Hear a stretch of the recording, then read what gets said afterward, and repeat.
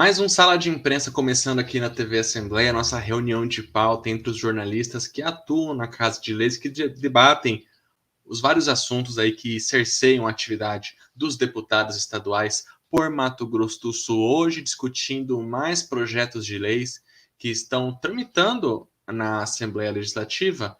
E quem vai participar da nossa reunião de pauta hoje é a Maritê Kogo, jornalista da Assembleia, da TV Assembleia. Oi, Maritê, tudo bem? Oi, Tiago, tudo bem? Voltamos com sala de imprensa. Eu já estava com saudade aqui de discutir os projetos que tramitam na Assembleia Legislativa de Mato Grosso do Sul.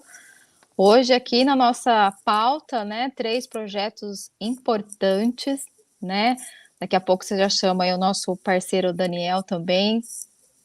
Bom, você Vamos já lá. entregou ele, vamos colocar ele na sala. Daniel Francelino, da TV Olá, Assembleia. Thiago. Olá, Maritê. Bom dia para vocês. Bom dia, boa tarde, boa noite. Enfim, cá estamos para mais um Sala de Imprensa. É isso aí. Bom, como a Maritê falou, algumas pautas bastante interessantes hoje no Sala de Imprensa. Então vamos começar o nosso debate por aqui, porque é o seguinte, Maritê e Daniel. Deputado Lídio Lopes propôs um projeto de lei que está em análise, está tramitando ainda na Assembleia Legislativa de Mato Grosso do Sul, ainda não passou pela primeira discussão, está sob análise da Comissão de Constituição, Justiça e Redação, que garante, né, Maritê, uma certa conversa das famílias com os pacientes que estão internados e não podem receber visita, é isso mesmo?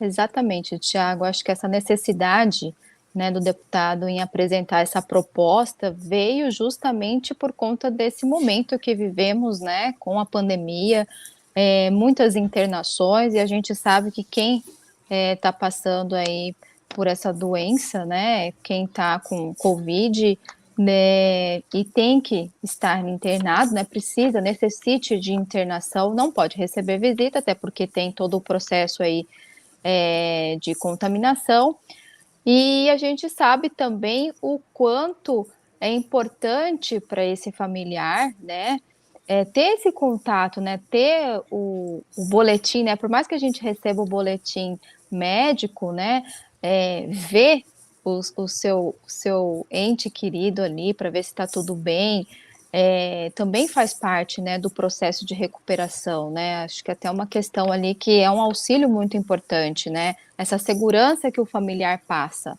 né? Para quem está lá acamado, né?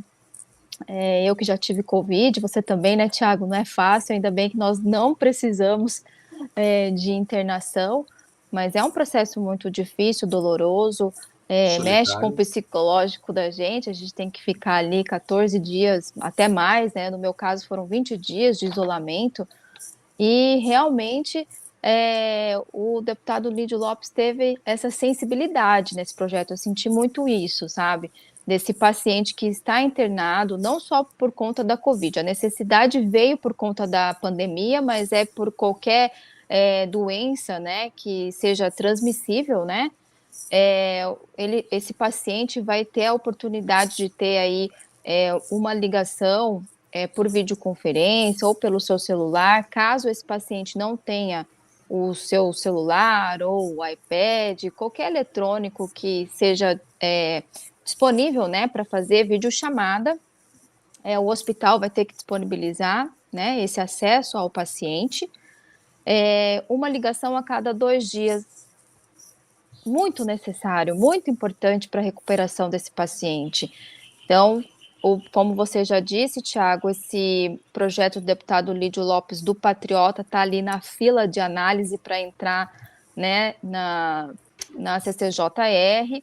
Após a aprovação desse projeto, que eu tenho certeza que vai ser aprovado por unanimidade, ele já segue a plenário para votação em primeira discussão, aí segue normalmente a sua tramitação, né, passa pelas comissões também permanentes da casa, segunda discussão, e assim a ser sancionado pelo governo do estado. Mas é um projeto muito relevante, por mais que a gente observa aí já os dados, né, oficiais do governo com relação à pandemia. Graças a Deus, o estado avança na vacinação, continua sendo destaque, diminui aí as internações, Também a questão do contágio, né, do vírus também diminui, mortes também, muito importante esse dado.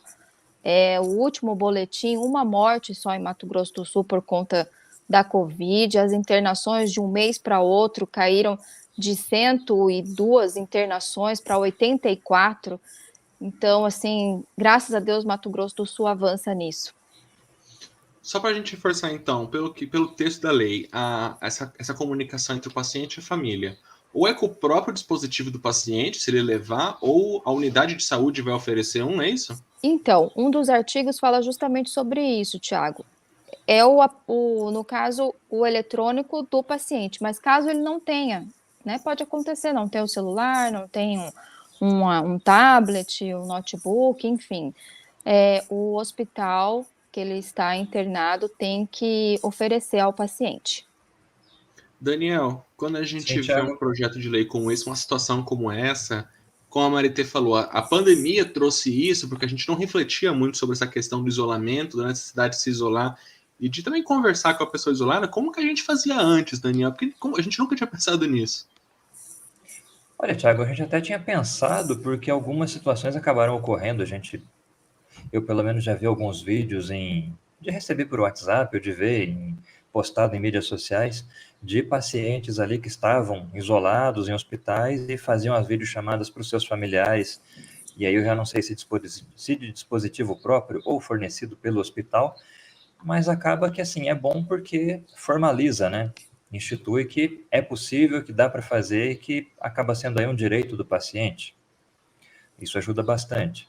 E a Agora, cada né, 2 dias com a lei sim vai passar a ser fica um direito, regulamentado, né? mas antes a gente dependia e ficava na mão realmente do parecer, né, do boletim médico. A gente não tinha Acabava que contato nenhum. E essa videochamada acabava aí que era uma liberalidade, uma camaradagem até da instituição, né, de permitir-se fazer isso, né?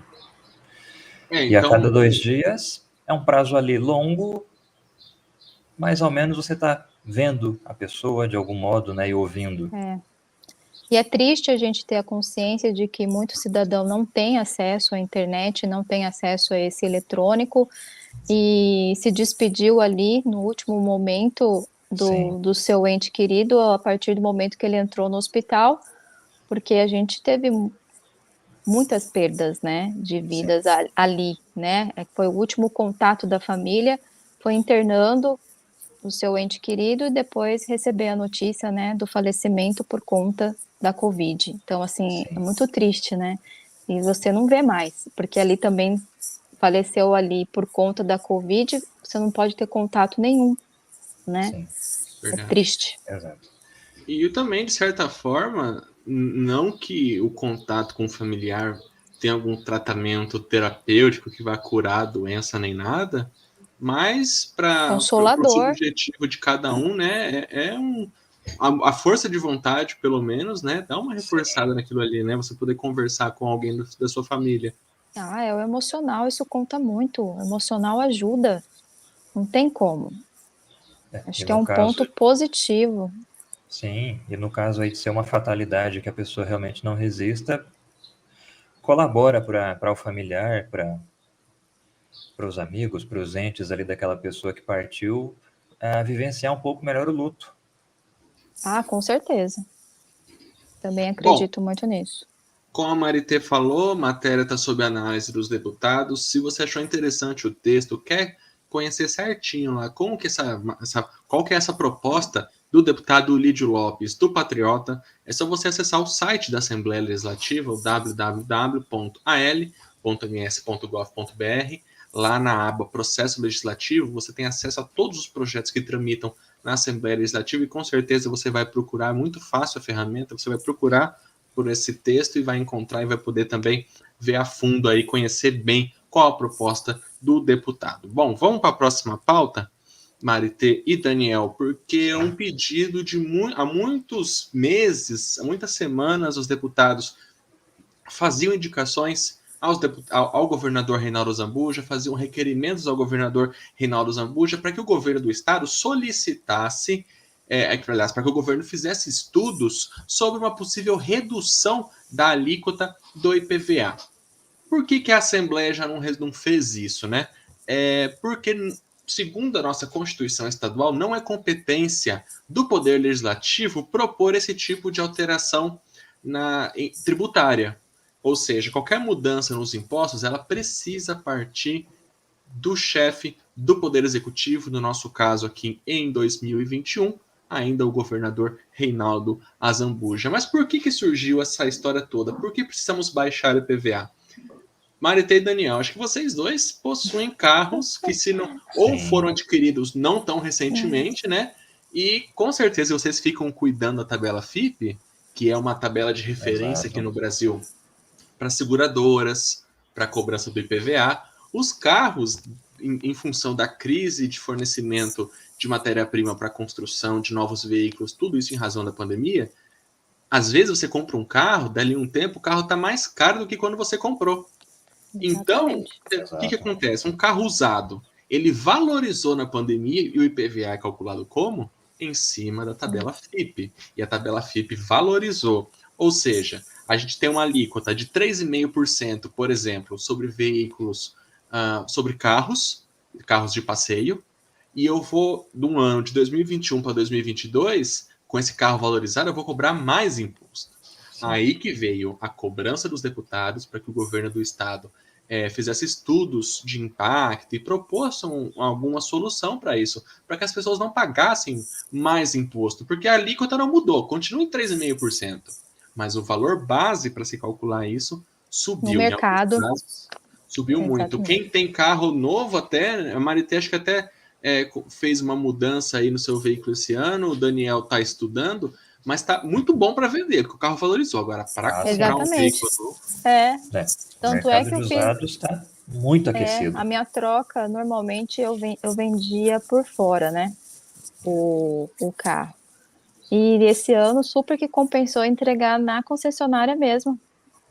Além do valor do meu usado, que estava, o que você falou, pela tabela FIPE, estava valorizado, ainda o novo, eles deram desconto.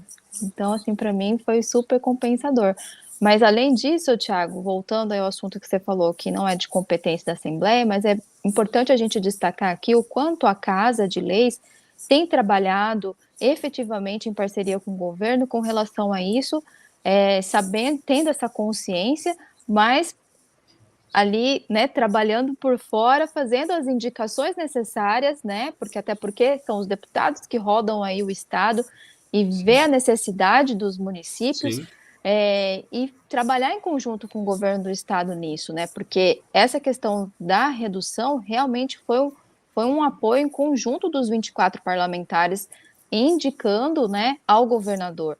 E a gente nota aí como que o governador Reinaldo Azambuja tem participado bastante das reuniões e tudo que é relacionado à economia do Estado em parceria com os parlamentares, né? Hoje a gente discute a redução do IPVA, que é um ganho enorme para a população sul-mato-grossense, né? E vamos ver o que mais a gente pode aí ver, né? O governo do Estado possa, até por conta da pandemia, né? Acho que também isso sensibilizou bastante, né? A inflação. Bom, enfim, a gente tem bastante, a Assembleia tem apoiado muito essa retomada econômica, né? Tão necessária nesse quase pós-pandemia, né? Para que os mercados, os setores voltem a funcionar. A gente deu toda essa introdução, mas o que o governo propôs efetivamente, então, a gente ainda não chegou nesse assunto. Olha só, veículos de passeio. Hoje, 2021, qual que é a alíquota do IPVA? 3,5%. Que proposta o Executivo mandou para a Assembleia? Redução de 0,5%, ficando em 3%. Veículos pesados, como caminhões, ônibus, também tem redução de 0,5 ponto percentual. De 2% vem para 1,5%. Outra mudança, veículos hoje que têm 20 anos de idade, eles ainda pagam IPVA. Até 19 anos paga IPVA. A partir dos 20 ele passa a ser isento. Proposta que veio do Poder Executivo que vai ser analisada pelos deputados. Outra redução, de 20 para 15 anos de fabricação. Então, veículos com mais de 15 anos de idade seriam isentos do IPVA também. O governo, então, ele mandou esse projeto para a Assembleia Legislativa só essa questão dos 20 para 15 anos, né, que são aí 5 anos de veículos fabricados que passariam a estar isentos de PVA. Aqui em Mato Grosso do Sul, o governo encaminhou no projeto de lei, até guardei aqui, quanto que seria a renúncia em impostos disso tudo. Seria, só com essa questão da redução de 20 para 15, 56 milhões e meio de reais. Mas o valor, a Marité acho que até produziu uma reportagem para a TV Assembleia sobre esse assunto, supera a casa dos 100 milhões, né, Marité? Exatamente. O total de tudo que com relação ao IPVA, todas essas reduções, né, que você já especificou aí, dá em torno de 178 milhões e meio de reais de renúncia aí que o governo faz para beneficiar aí o cidadão sul-mato-grossense. Então, assim, importante, que nem a gente sempre destaca aqui, até pelo momento econômico que estamos passando, não só Mato Grosso do Sul, o país, o mundo, enfim, é assim, inovador, né, para o governo, né, é ousado até no momento, mas é realmente vendo a necessidade do cidadão, porque não está fácil, não é só a questão do IPVA. Alivia, mas tem muitas outras questões que ainda na economia a gente tem que ter aí essa resposta também do governo. E sobre essa redução das alíquotas, né, Daniel? Sim, Thiago. Se não ficar uma isenção para o cidadão mato-grossense, pelo menos vai ficar pelo menos do 0 a 0 se comparado a esse ano, né? Para quem tem um carro antigo que valorizou aí durante a pandemia. Sim, Thiago. Como foi dito, né, o mercado aí de usados está muito aquecido, o de carros e motos 0 km também não está muito diferente, mas principalmente o de carros, por conta aí dessa crise de abastecimento de semicondutores e condutores para toda a eletrônica embarcada dos carros. E realmente, se pelo menos aí não reduzir o valor do imposto em relação ao ano passado, pelo menos empata com o que já foi pago. Não vai ser mais imposto que a gente vai ter que pagar aí Exato. em 2022, já é um período que com a inflação aí um pouco elevada, a gente tem tido já gastos Exatamente, muito né? altos Inflação com aí que já alcançou coisas, 2 dígitos, né? com produtos que a gente nem mudou nosso comportamento enquanto consumidores, mas que Exato. infelizmente, dada toda essa situação econômica, a gente tá tendo que pagar mais caro. Bom, então esse pacotão veio para a Assembleia na segunda semana de novembro, ele está sendo analisado, a gente está gravando esse programa aqui hoje, Sala de Imprensa de hoje, no dia 12 de novembro. É bom a gente pontuar, por quê? Esse pacote fiscal envolvendo os veículos, ele foi feito um acordo de liderança entre os deputados para que ele tramitasse em regime de urgência, dado o interesse social em cima dessa questão.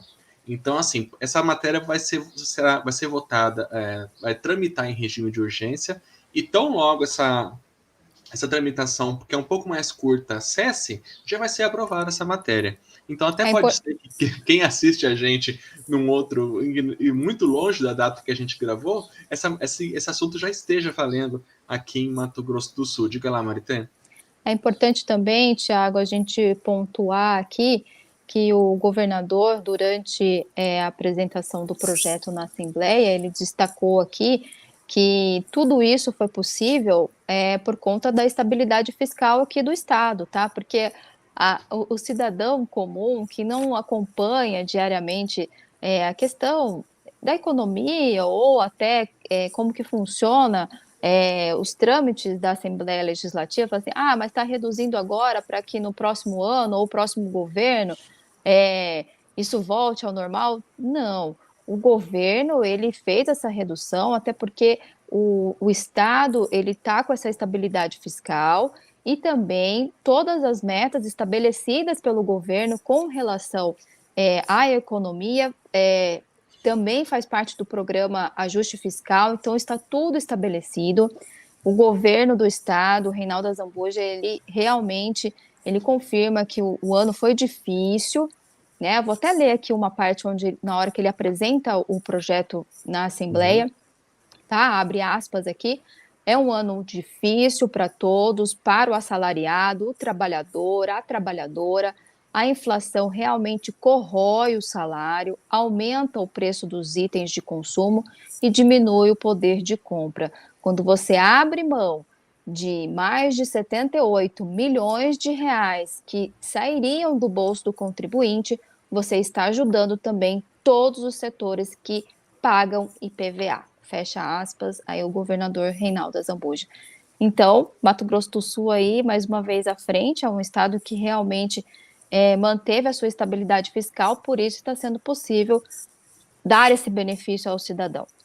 É isso aí. Lembrando que, como a gente falou no começo, ao longo dos últimos meses, pelo menos desde outubro, final de setembro, começo de outubro, os deputados fizeram vários requerimentos e indicações ao governo do estado, tiveram essa sensibilidade aí de pedir para que o executivo fizesse estudos em torno disso, que agora se materializa nesse pacotão aí de projetos que estão chegando à Assembleia Legislativa, com redução da alíquota, redução também da abrangência de quais veículos vão ser tributados em função da idade. Bom, vamos encerrar essa pauta aqui, o Sala de Imprensa vai para o intervalo rapidão e a gente já volta aqui na TV Assembleia com mais pautas sobre a Assembleia Legislativa. Sala de Imprensa de volta, hoje comigo, Thiago Frison, e os colegas Marité Cogo e Daniel Francelino, da TV Assembleia. Vamos já partir para a nossa próxima pauta. Daniel, deputado Thiago. Zuc, quer obrigar unidades de saúde a denunciarem casos de situações que podem indicar maus tratos a pessoas com deficiência, né? Exatamente, Thiago. É isso aí também, Marité. E aqui na justificativa do projeto, ele coloca que determina, né, que hospitais, clínicas privadas e principalmente aí públicas trabalhem para comunicar ao Ministério Público quaisquer indícios aí, vestígios de violência física e outros tipos de violência que deixem aí marcas físicas em pacientes que tenham algum tipo de deficiência. A justificativa diz aqui, né, eu vou fazer uma leitura bem rápida, né, que ele fala: o projeto de lei em questão, ele visa que hospitais, clínicas e postos de saúde que compõem a rede pública comuniquem formalmente ao Ministério Público os casos de vestígios de maus tratos contra pessoas com deficiência. A ação é para colaborar aí ao enfrentamento a essa forma de violência. Aí é que cita todo o trâmite que existe na Organização das Nações Unidas, relatando aí do cuidado que se tem que ter com as pessoas com deficiência, incluindo a sua saúde e também o seu bem-estar físico, mental. E aí coloca aqui, né, os maus tratos geralmente têm ligação com a situação de poder entre vítima e agressor, e que fundamenta essa extrema necessidade de identificar quem acompanhou a pessoa agredida para esclarecimento sobre os fatos. A gente fazendo um paralelo é bem semelhante ao que já acontece com crianças e adolescentes, né? Que as unidades de saúde, que os médicos, os enfermeiros, enfim, todo profissional de saúde também, ele tem por obrigação, se ele verificar qualquer sinal, qualquer vestígio de violência, ele tem que comunicar à polícia e ao Ministério Público também. Vem aquela questão, né, Daniel? Você falou agora, já existem outras situações que precisam ser denunciadas. Sim. Mas, assim, se o deputado Daniel Razuk vem com a proposta nesse sentido, talvez porque a sociedade, de algum momento, falhou, né? E teve que impor uma obrigação por lei para que essas denúncias sejam feitas. Sim, ele está aí regulamentando uma prática que deve ser corrente em todas as unidades de saúde, né? Ele determina aqui para as unidades públicas, mas eu entendo que tem que ser para todas as unidades públicas, unidades de saúde, sejam públicas ou privadas, porque é o caso da pessoa que muitas vezes ela está indefesa, ela tem algum tipo de deficiência física, mental, múltipla, e aí não tem essa capacidade de muitas das vezes se comunicar ou se expressar, ou quando tem aquela questão ali do temor da relação que ela tem com a pessoa que é agressora, então fica bem difícil, ela fica aí inibida, né, de fazer qualquer comunicação, qualquer relato dessa violência que ela está sofrendo. Eu acredito também, Thiago, que o que deve ter chamado a atenção do deputado Neno ao apresentar essa proposta são os dados aqui da Sejusp, né, Secretaria de Estado de Justiça e Segurança Pública do Estado, que consta 20 boletins de ocorrência registrados no início do ano até o presente momento. Então, quer dizer, as pessoas agora estão denunciando, né? Porque a omissão também atrapalha muito com relação a isso, né? Não só pelo profissional de enfermagem, ou até pela família, né? Pelo medo de denunciar aquele Exato. hospital, ou sentir que houve a agressão, mas omitir mesmo, né? E é complicado, e é um paciente indefeso, né? Muitas das Como o vezes Daniel, indefeso, Maritê. como o Daniel falou, dependendo de cada caso aí que se encontra essa pessoa com deficiência, né? É uma pessoa que às vezes tem uma limitação tem uma comunicação mais limitada, ou não consegue aí se manifestar diante de coisas que aconteceram. Foi para a unidade de saúde porque sofreu agressão de um familiar às vezes o único pedido de socorro que essa pessoa pode ter é por meio da equipe médica, um enfermeiro, um médico. Provavelmente agora com a lei, a aprovação da lei, né, e a fiscalização disso, intimida, né? Sim, e os profissionais aí também se sintam um pouco mais à vontade, né, para fazer essa manifestação, Exatamente, porque É, também exatamente. pode ocorrer essa inibição em todas as partes, né, da vítima e também de quem pode comunicar.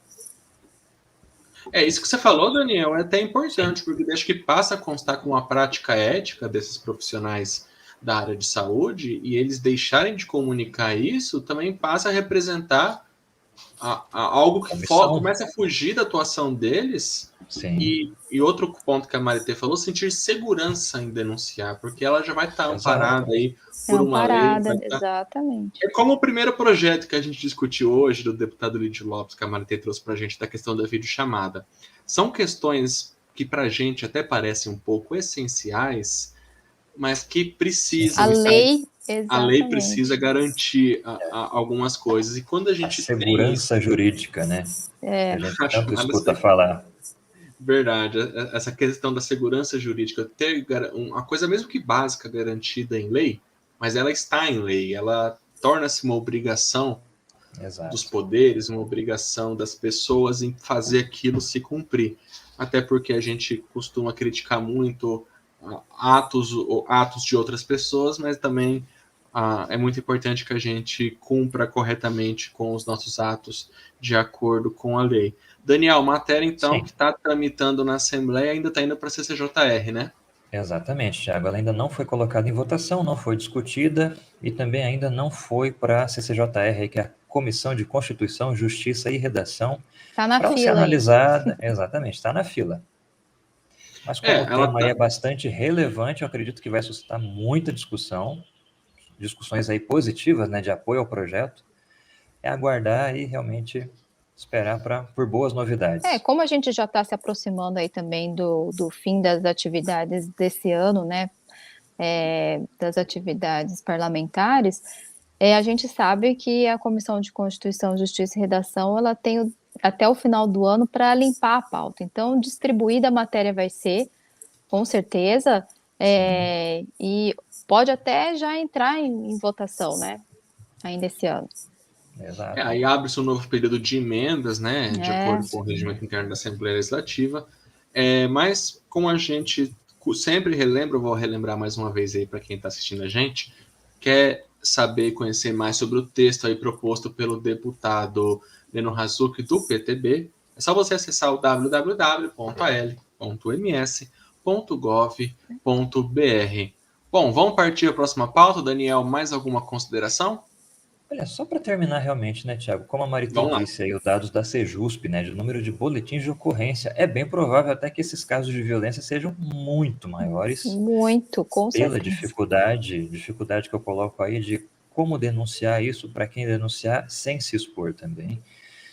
E como a gente já colocou na nossa programação aí em vídeos institucionais da própria Assembleia Legislativa e também da nossa programação aí em programas que debatem esses temas, a violência de uma forma geral por conta do contexto da pandemia e do contexto desse isolamento que a gente teve que manter nas nossas casas enquanto não tinha vacina disponível para todos, é que a violência contra o idoso, a violência contra a mulher, a violência contra crianças e adolescentes, tanto física quanto sexual, material, psicológica, aumentou demais porque todas essas pessoas passaram aí muitas das vezes a conviver mais próximas e mais tempo com seus agressores.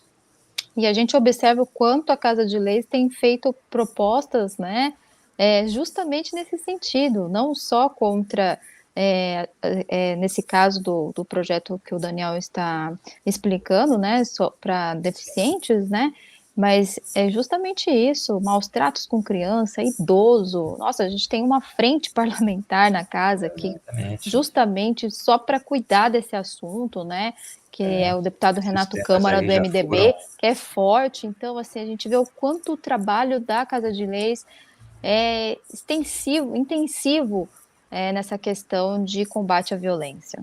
E esses temas aí já estiveram na nossa programação, dentro de programas aí de discussão do tema, como considerações, e também nos nossos VTs institucionais aí nas campanhas temáticas dos meses. Então, o que mostra que a atuação, ela existe, e É que porque durante a realmente a pandemia demanda ficou muito existe, né? latente isso, né? Muito. Porque é Muito como eu coloquei, latente. né? Então, é a necessidade mesmo. Como eu coloquei, né? As pessoas que são agredidas, elas passaram a ter mais tempo com os seus agressores, e por conta do contexto de estar em casa, elas muitas das vezes não poderiam estar nos lares de proteção, que pode ser algum outro familiar que ela confia, uma outra pessoa da confiança dela, escola, trabalho, E É às vezes o como, agressor está dentro de casa, né? normalmente está. infelizmente. Bom, enquanto esse projeto tramita, a gente não pode deixar de denunciar também telefones como o 190 Sim, ou 180, que é o Disque Cidadão, mantido pelo Ministério da Cidadania, Ministério da Mulher, lá, direitos humanos, mantido pelo governo federal, também são bastante isso. úteis para Lembrando, denúncias. 190 e também o o 180. 180. E aí, Bom, lembrando aquilo, né, Thiago? Se for uma situação muito emergencial, não hesite, ligue para o 190. Se exatamente. for algo não tão emergencial, ligue para o 180, porque daí eles acionam também a polícia, dependendo do caso.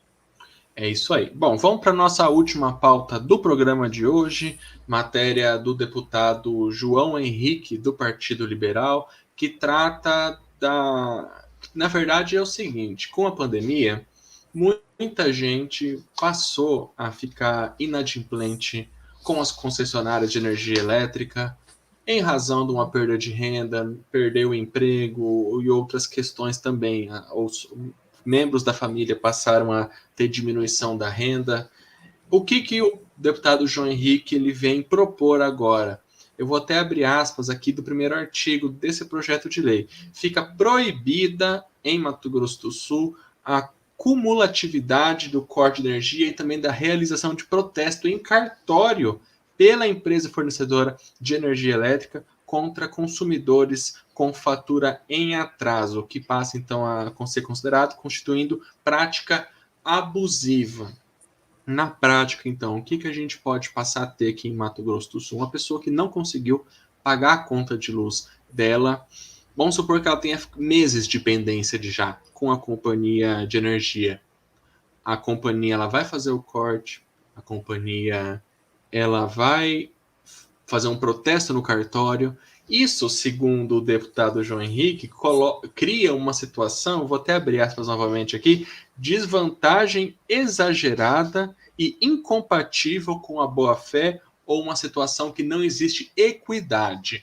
Por quê? Porque se eu tenho um consumidor que ele já está com débito de energia elétrica, já não está conseguindo pagar sua fatura em dia, ou não pagou há vários meses uma fatura, tem sua energia cortada e ainda tem o seu nome protestado num cartório, qual vai ser a possibilidade de um cidadão, de um consumidor com tantas taxas a serem pagas, tantos Sanar reais essa a serem dívida. acertados, conseguir sanar essa dívida? Exato.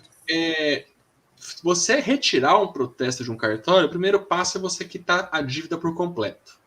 O segundo passo, por mais que você quite sua dívida por completo, você precisa ir a um cartório, fazer a retirada do protesto, que isso também custa. Você custa para dizer que você não deve mais. Então, para o deputado João Henrique, essa situação ela é muito desvantajosa, em especial para os consumidores de baixa renda, para os consumidores que foram afetados de uma forma ou de outra pela pandemia, pela crise financeira, e coloca o PROCON como fiscal de toda essa situação aí, desse abuso que seria cometido pelas concessionárias de energia elétrica, caso essa lei fosse aprovada. Daniel, realmente, é uma Sim, Thiago. época bastante complicada e seria uma saída talvez até interessante, né? Para que os consumidores possam se regularizar. Exatamente, Tiago. E também como foi colocado aí pelo parlamentar no projeto que você leu aí no seu abre e fecha aspas, né? Realmente é uma vantagem um pouco exagerada aí por parte da concessionária, porque assim, ela já tem o poder econômico de ter o fornecimento do serviço, ela também pode interromper caso ela não seja paga. E como já vem descrito nas contas de energia, né, que o não pagamento, a não quitação daquele débito vai ensejar o nome do consumidor a constar, o corte, e também o nome do consumidor a constar nos serviços ali de proteção a crédito. Isso que eu ia perguntar agora para o Thiago. Exatamente. O nome já não vai para o SPC? Ainda vai somar ali o cartório? Sim. Isso, e indo para o SPC já não bloqueia esse cidadão de... Pois é. Ele passa a ter restrições de crédito, mas o cartório o SPC, ele, como a gente pode dizer, é uma espécie de medida extraoficial, não envolve, é apenas uma restrição de crédito para que ele não possa fazer compras em outras empresas, caso ele precise de um crédito. Agora, quando você leva para um cartório, mais ou menos falando, é como se ele oficializasse de alguma forma essa demanda e depois talvez até pudesse ingressar com algum tipo de ação na justiça. Um entendimento do deputado é que se você corta energia e você leva a dívida de um cidadão para um cartório de protesto de títulos, olha só, vou abrir aspas novamente. O Daniel falou que eu abri aspas agora há pouco, várias aspas, fechei e abri várias vezes, vou abrir mais uma vez. A medida alimenta um sistema de sobretaxas ao cliente que já está em dificuldade financeira em razão do período pandêmico, uma vez que existe dupla punição. Aí que é a coisa, legal. Que vem do latim. Eu já ia usar abuso, né? Mas já que ele colocou no texto dupla punição. O abuso de poder econômico, realmente, né?